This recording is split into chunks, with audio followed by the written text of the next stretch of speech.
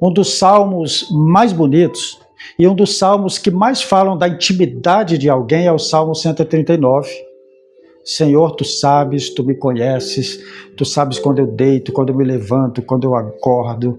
O Senhor sabe tudo sobre mim. Antes de eu falar alguma coisa, o Senhor já sabe o que eu vou falar.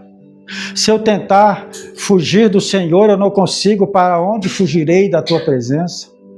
Se eu for para cima, tu estás. Se eu for ao abismo, tu estás.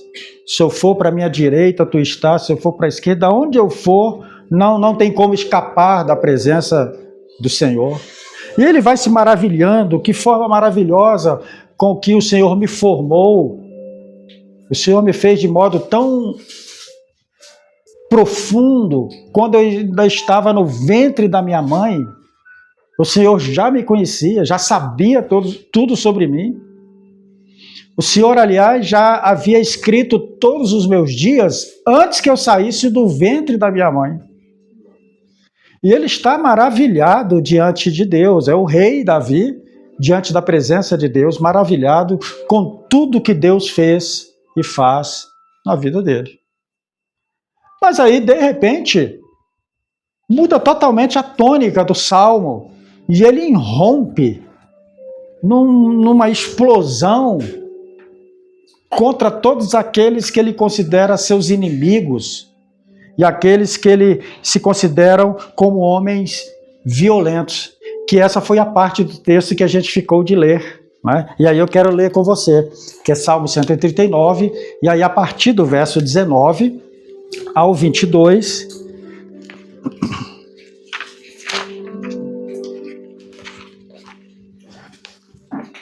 Salmo 139, se você tiver a sua Bíblia, ou também pode acompanhar aqui, né? Aí quando chega no verso 20, no verso 19, aí Davi diz assim, olha só, o verso 17 ele diz assim, como são preciosos para mim os teus pensamentos, ó Deus, como é grande a soma deles. Se eu os contasse, seriam mais do que os grãos de areia. Se terminasse de contá-los, eu ainda estaria contigo. Ele está maravilhado.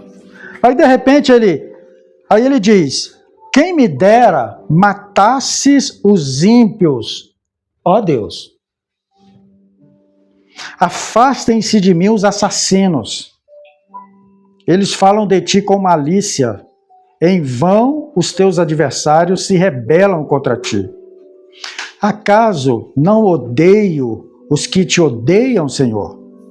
Não detesto os que se revoltam contra ti? Tenho por eles ódio implacável. Considero-os meus inimigos. Aí ele volta. Sonda-me, ó Deus, e conhece o meu coração. Prova-me e conhece as minhas inquietações. Vê se no meu caminho algo te ofende e dirige-me pelo caminho eterno. A mudança é tão brusca que alguns estudiosos dizem que essa parte do texto não estava nessa oração original e inicial de Davi, que provavelmente isso pode ter sido acrescentado posteriormente, porque muda drasticamente a tônica do que ele vem dizendo. Mas eu quero considerar o fato de que o texto está aqui onde está. Então, em estando aqui onde está, há pelo menos 4 possíveis leituras para esse texto, que eu queria que você acompanhasse comigo. A primeira delas é a seguinte: talvez Davi tenha dito isso que ele disse aqui. Pode deixar aqui, João, por favor. Talvez Davi disse o que disse aqui nessa parte do texto. Em primeiro lugar, era de fato relacionado ao seu contexto histórico. Então a gente sabe que Davi viveu numa época em que havia muitos inimigos, e de fato Davi tinha muitos inimigos, muitos outros reis, outras terras das quais ele tivesse que vencer. Davi foi um homem de guerra. Aliás, quando ele quis construir um templo, Deus disse para ele, você não pode, porque a sua mão está manchada de sangue. Então ele foi um homem guerreiro de muitas guerras, um homem de espada mesmo, tinha muitos inimigos, muitos se constituíam seus inimigos. Então provavelmente Davi, dentro desse quadro histórico, está também trazendo isso para a sua oração. Quem dera o Senhor matasse os ímpios, ó Deus. Quem dera eles se afastassem de mim. Eles falam com malícia, né? Se rebelam contra ti, e eu tenho por eles ódio. Eu tenho ódio por eles, e eu odeio aqueles que te odeiam. Essa é uma leitura. Uma segunda leitura possível é o fato emocional, porque Davi está orando. E quando nós estamos orando, não existe palavra certa nem palavra errada. A única condição desfavorável na oração é quando a oração não acontece de coração. Mas quando é uma oração de coração, ela pode carregar tudo que está na alma de alguém. Vocês sabiam que um crente pode orar com raiva? Pode orar com raiva. Um crente pode orar brabo, pode orar, ele só não pode permanecer assim. Mas ele pode orar brabo e Deus ouve, ouve. Eu estou indignado e você ora indignado, e Deus te ouve, ouve. Quando é de coração, ele ouve. A única coisa que não funciona na oração é aquela oração que não condiz com o coração. Então isso pode ser também aquele fato, né, de que ele está orando, está maravilhado com Deus, aí ele olha ao seu redor e fala, como é que pode as pessoas não verem essa maravilha que Deus é? E aí ele fica indignado e fala, então podia matar, tu só podia matar todo mundo, podia acabar com todo mundo, esses que não conseguem ver o teu amor, a tua graça, eu odeio esse pessoal, eu odeio. Essa é uma leitura. Uma terceira leitura que pode ser feita desse texto é uma leitura chamada teológica. Provavelmente Davi estivesse aqui, diz alguns, com o seu zelo por Deus. Zelo por Deus. E às vezes a gente carrega isso também.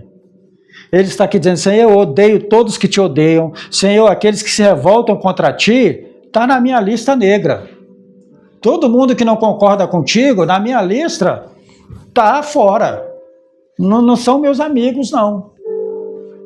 E eu conheço isso porque às vezes a gente carrega isso com a gente, né? Às vezes a gente vê alguém dizendo assim, olha, Deus não existe. Aí você fica bravo, como é que pode essa pessoa, Deus não existe? E aí se você pudesse ir lá brigar com a pessoa por causa de Deus, né? Às vezes a gente quer se tornar defensor de Deus. Ah, tá falando contra Deus, eu vou lá acabar com esse indivíduo, né? Como que se Deus precisasse da gente para defendê-lo. Como que se Deus precisasse de alguém para defendê-lo, alguém que fala mal ou contra. Não. Mas isso passa no nosso coração. Isso também passa na nossa alma. Provavelmente pode ser isso também. E em último lugar, são várias interpretações, mas uma última é que esse texto vai nos levar numa caminhada até Jesus. Porque o que nós entendemos? Todo o Antigo Testamento e tudo que acontece na lei, tudo que acontece com os personagens que estão antes de Jesus, eles estão caminhando para chegar até Jesus, que é a perfeição de todas as coisas. Porque quando chega em Jesus, nós vamos encontrar exatamente isso. Davi está dizendo, eu odeio aqueles que te odeiam. Eles são meus inimigos. Aí quando você chega em Jesus, aí Jesus vai dizer, ouviste o que foi dito? Odeio teu irmão? Eu, porém, vos digo, amai os vossos inimigos. Então, a nossa intenção aqui hoje não é fazer nenhum juízo de valor com relação a Davi, se ele está certo, se ele está errado, se Davi está coerente ou não. Eu quero chamar a atenção para esse fato de que Davi está dizendo, há inimigos, e eu tenho inimigos. E na vida, nós temos inimigos. E na vida, há pessoas que odeiam a Deus. E na vida, há pessoas que se revoltam contra Deus. Há pessoas fazendo mal. Há pessoas corrompendo. Existem pessoas que mentem o tempo todo, que praticam a injustiça, que não querem saber de Deus, pessoas que carregam o nome de Deus, mas de fato não têm nenhum compromisso com as coisas do reino de Deus. Nós estamos vendo isso todos os dias. Pessoas que são injustiçadas, pessoas são assassinadas, pessoas são mortas, não são atendidas, não tem justiça, não tem calor humano. As pessoas mais simples são roubadas o tempo todo. Isso Isso é tudo contra o reino de Deus, contra a vontade de Deus para a humanidade. E nós vivemos nesse mundo que está posto entre nós. Agora, isso tudo vai gerando o quê? Inimizades. Inimizades. A gente vê nas ruas, no trânsito, agora virou um negócio assim, eu não sei, as pessoas começaram a brigar na rua, mesmo na década de 70, acontecia muito isso aqui em Brasília. Em Brasília tinham muitas gangues na década de 70, e que as pessoas brigavam, a rapaziada brigava mesmo, briga de rua, chamada briga de rua. Isso meio que acabou. Depois a coisa ficou mais violenta, com arma branca, arma de fogo, esse negócio todo, mas agora está retornando briga de rua. As pessoas um fecha o outro no trânsito, um desce, o outro desce e começa. E começa a trocar soco daqui para lá, inimizades, brigas, contendas, para tudo quanto é lado. Esse é o mundo. Jesus disse, o mundo jaz no maligno. Mas o que eu quero dizer para você hoje? Esse mundo que jaz no maligno não é o mundo de Deus. Esse mundo que nós estamos vendo aqui não foi o mundo que Deus construiu. Esse mundo nós construímos. Esse mundo de inimizade, esse mundo de racismo, esse mundo de feminicídio, esse mundo onde as pessoas estão se acabando, esse é o mundo que nós construímos. Esse não é o reino de Deus. Agora, nós somos chamados para participar do reino de Deus. Do reino de Deus. Aí você diz, mas no mundo é assim mesmo, pisou no meu pé, eu meto a mão na cara. Mas você não é do mundo. Falou contra mim, eu vou falar também. Não, mas foi na rede social, me cancelou, eu cancelo também. A vingança, mal por mal, né? Destruindo o outro.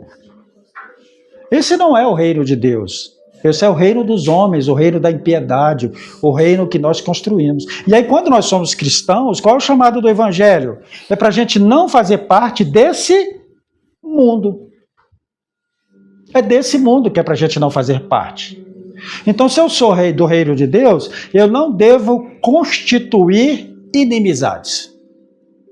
Esse é um tema tão longo, mas eu quero afunilar aqui. Se eu sou do reino de Deus, eu não devo fabricar inimigos. Eu não devo ser alguém que fique fermentando inimizades. Por quê? Porque eu estou no reino de Deus. E Deus não está na inimizade. Deus não tem inimigos constituídos por eles. Pessoas se tornam inimigas de Deus, mas Deus não. E às vezes nós temos os nossos inimigos, e sabe o que acontece? A gente ora e está contando com Deus para destruir os nossos inimigos. Olha aqui, Davi, quem dera o Senhor matasse os ímpios. Quem dera o Senhor matasse os meus inimigos. Quem dera, Senhor, se uma bomba caísse na casa daquele meu vizinho, que eu odeio, aquele meu vizinho católico. Podia cair uma bomba na casa dele. Não. Deus não está nisso. A Bíblia diz que Deus está reconciliando consigo mesmo toda a humanidade. E deu para mim e você o ministério da reconciliação. O que Deus está fazendo com o mundo que jaz no maligno? Esse mundo que está tomado pelo maligno. Deus está reconciliando esse mundo. Deus está redimindo esse mundo, Deus está transformando pessoas, Deus está redimindo corações, Deus está redimindo vidas. Esse é o trabalho de Deus e daqueles que estão com Deus. Então, inimigos, constituir inimigos, não faz parte do reino de Deus. Em primeiro lugar, e que eu quero dizer para você, se você é um cristão, você não pode constituir inimigos.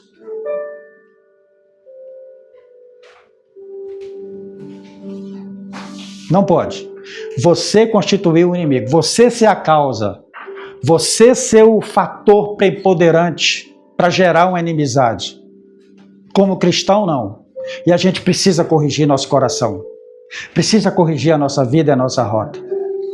O apóstolo Paulo diz lá em Romanos capítulo 12, buscai a paz com todos, na medida do possível.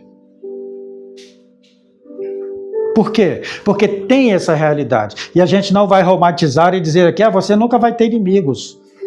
Vai, pode acontecer. Porque estamos nesse mundo. Agora que não seja você o fabricador de inimigos. Aquele que produz inimigos. Aquele que fica buscando situações para gerar inimizades. Agora, pode acontecer que alguém se torne seu inimigo. E aí você não pode fazer nada. Por isso que o apóstolo Paulo diz, na medida do possível, porque tem um momento em que não é possível. Aí alguém diz, não, eu sou seu inimigo, eu estou contra você, eu te odeio, eu não quero você, eu quero o seu mal. Porque a gente precisa também analisar um fato interessante. Eu já percebi em algumas pessoas, tem algumas pessoas que têm síndrome de inimigo. Síndrome de inimigo. Então, às vezes, já ouvi assim, alguém, pastor, ora por mim, ora, nossa, eu tenho que fazer um negócio aí, mas eu tenho muitos inimigos, então assim, me ajuda aí orando aí, porque eu tenho muitos inimigos. Aí você vai olhar, não tem inimigo nenhum, é uma síndrome, porque alguém que apenas disse para você não é seu inimigo. Alguém que não gosta do seu jeito de ser, não é seu inimigo, você não gosta do seu jeito de ser. Alguém que não gosta da sua maneira de viver a vida, é só alguém que não gosta.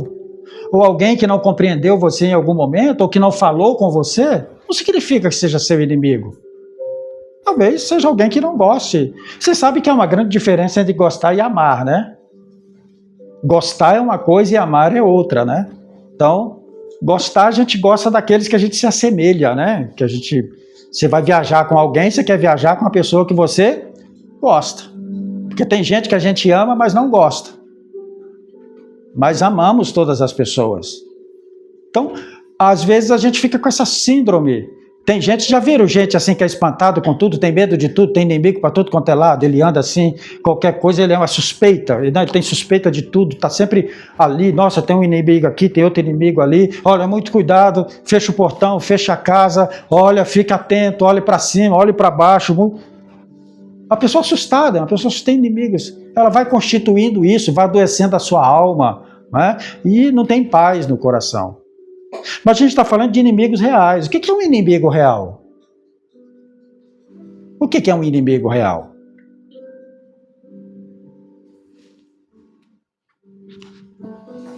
Poderíamos aqui pensar, né?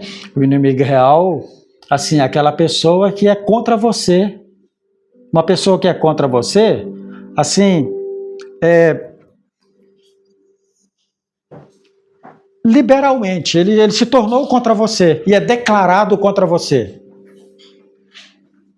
É alguém que fica torcendo para o seu mal. Esse é um inimigo. É alguém que está lutando para que você seja destruído. É alguém que está lutando para que as coisas para você terminem mal.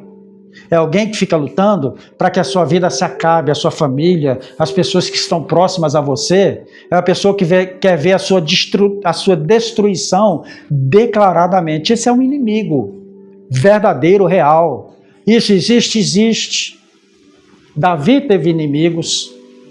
Jesus teve inimigos, não inimigos que ele constituiu, mas que tornaram seus inimigos. O apóstolo Paulo teve inimigos. Existem inimigos reais na vida. Mas e qual é a nossa posição diante daqueles que se tornam nossos inimigos? Aí eu volto lá para o Evangelho. Jesus disse a todos nós, Mateus capítulo 5, Jesus nos disse, deixa o João colocar aqui para nós, Mateus capítulo 5, verso 43, né, verso 43, Jesus diz, vocês ouviram o que foi dito? Ame ao seu próximo e odeie o seu inimigo. Quem foi que ele diz aqui, ouviram o que foi dito? o que foi dito por Moisés. Só que o que foi dito por Moisés foi só até aqui. Ame ao seu próximo. Aí eles acrescentaram, e odeie o seu inimigo. Mas Moisés não tinha dito odeie seu inimigo. Mas os praticantes da lei, os mestres da lei, colocaram isso aqui, odeie o seu inimigo. Aí Jesus vem e diz, eu, porém, vos digo, amem os seus inimigos. Quando Jesus diz, eu, porém, vos digo, amem os seus inimigos, porque os inimigos são uma possibilidade. Os inimigos são uma possibilidade. Na nossa caminhada, eles podem aparecer. Um colega de trabalho, alguém na escola, alguém próximo a você. Eu tive um rapaz que estudou comigo, nós morávamos juntos em Taguatinga isso na década de 70. Nós estudamos juntos, e eu não me lembro o nome dele agora, me lembrei dele aqui. Ele tinha um probleminha no pé, aqui no tornozelo, e ele andava assim. E eu não sei por que esse menino invocou comigo. Invocou comigo. E ele queria me pegar por tudo. E foi um tempo muito atribulado para a minha vida, porque eu nunca fui de briga.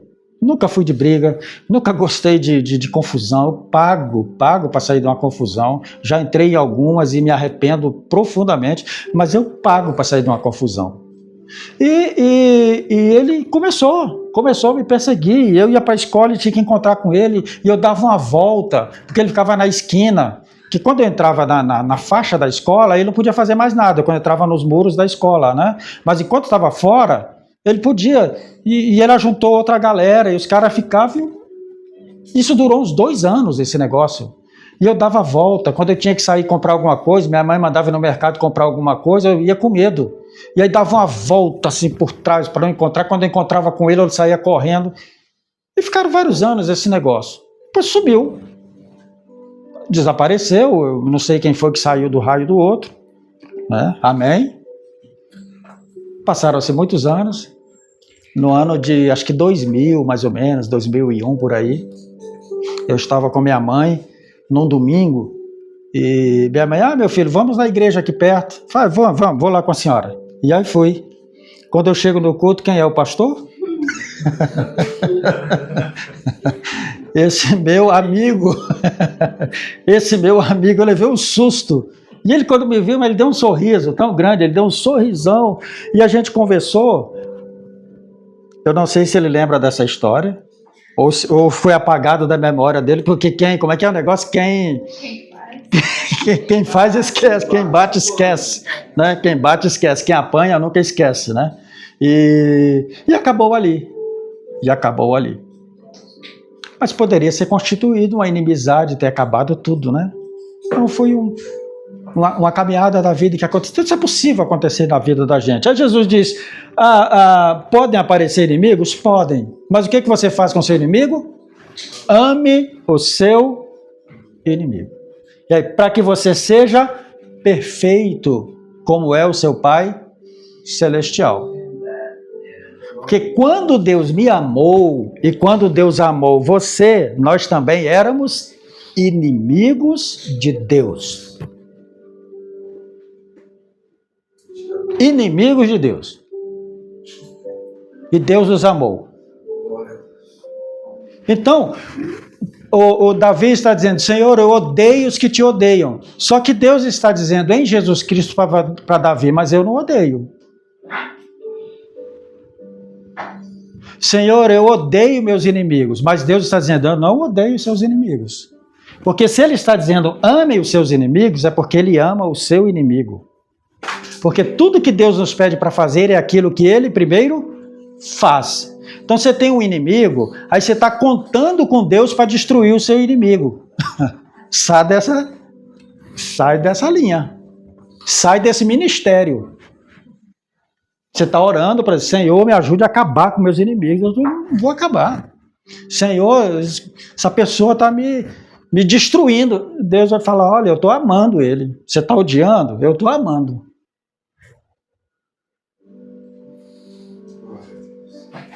Difícil, né? Por isso que o reino de Deus é um padrão, irmãos, elevado.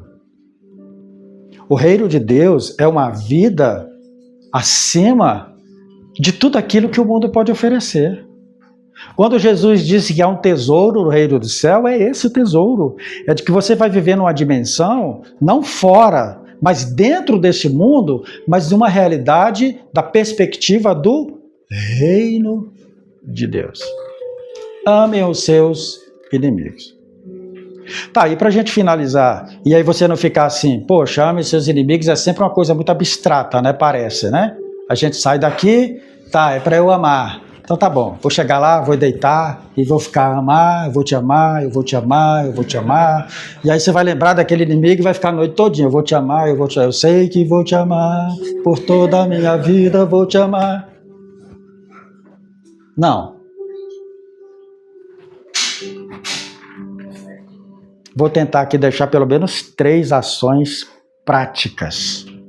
Práticas, daquelas assim, que você vai provar o seu amor, assim como Deus provou o seu amor, mandando Jesus. A primeira delas está baseada no próprio Davi. Lá no Salmo 139, depois que ele faz aquela fala, lá no verso 23 e o verso 24, o que ele vai dizer? Sonda-me, ó Deus, e conhece o meu coração, e prova e conhece as minhas inquietações. Eu ia falar só sobre isso, depois eu falo.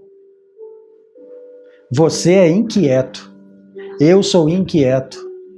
O nosso homem interior é inquieto, ele não para, ele é frenético. Uma hora quer uma coisa, outra hora quer outra, ama, desama, odeia, quer, não quer, vai, não vem, se motiva, desmotiva. Nós somos inquietos, angústia, felicidade, alegria, contentamento, ingratidão, gratidão, inquietude. E ele diz, Senhor, tu conheces as minhas inquietações. Uma hora eu quero, outra hora eu não quero. E ele diz então, sonda o meu coração. A primeira coisa, irmãos, que nós precisamos para amar alguém é nos conhecermos. Se você não se conhecer, você não ama.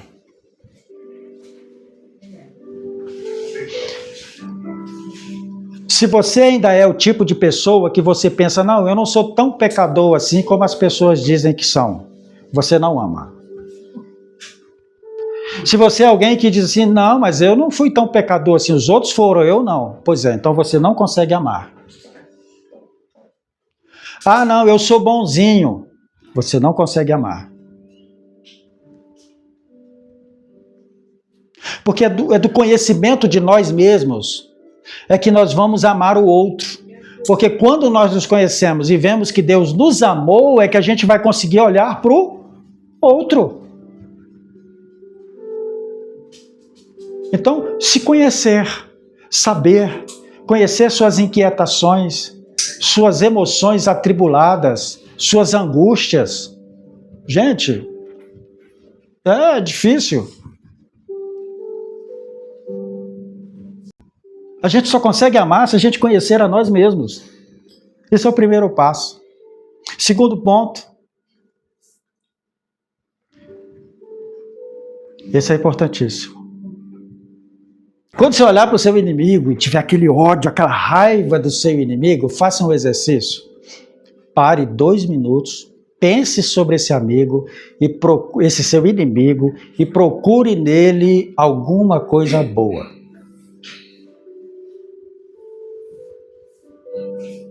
Ah, eu vou encontrar? Vai. Vai. O seu inimigo tem alguma coisa boa? Tem. Pelo menos uma ele vai ter. Tem. E todos nós temos bem e mal. Todos nós temos virtudes e fracassos. Todos nós temos glórias e temos também as nossas fraquezas. Então o seu inimigo também tem. Então se você é um cristão e alguém se constituiu como seu inimigo, quando você lembrar dele e ficar com raiva dele, aí você vai buscar uma bondade desse seu amigo. E aí você vai fixar nisso. Ele é meu inimigo, mas ele é bom de trabalho, é um trabalhador. Pronto. E foca nisso, ele é um trabalhador. Você vai perceber que isso vai desaparecer de você. Porque o ódio que alguém sustenta contra o seu inimigo mata a si mesmo. A raiva que você sustenta por alguém, e você pode estar cheio de razão, essa raiva só é contra você. Esse ódio, essa amargura só vem contra você. Por isso que a Bíblia diz, o escritor, Provérbios, Salomão diz assim, de todas as coisas que se deve guardar, guarda o quê? O teu coração, porque dele procedem as saídas da vida. Então não vale a pena um amigo, um inimigo seu te causar tanto dano. O escritor aos Hebreus vai nos dizer que não deixe que no coração de vocês se aprofundem raízes de amargura, que os leve à incredulidade. Então não deixe, olhe para alguma coisa desse seu inimigo, seja ele quem for, ele tem uma bondade e fixe nessa bondade. E por último lugar, e esse é o mais bonito, quando você tiver a chance de se vingar do seu inimigo, quando você tiver a chance de devolver aquilo que ele te fez, você não vai fazê-lo. Quando cair na sua mão um prato cheio que você fala, agora ele vai ver, agora ele vai me pagar. Não. Se o teu inimigo precisar de alguém que levante a sua mão, que seja você.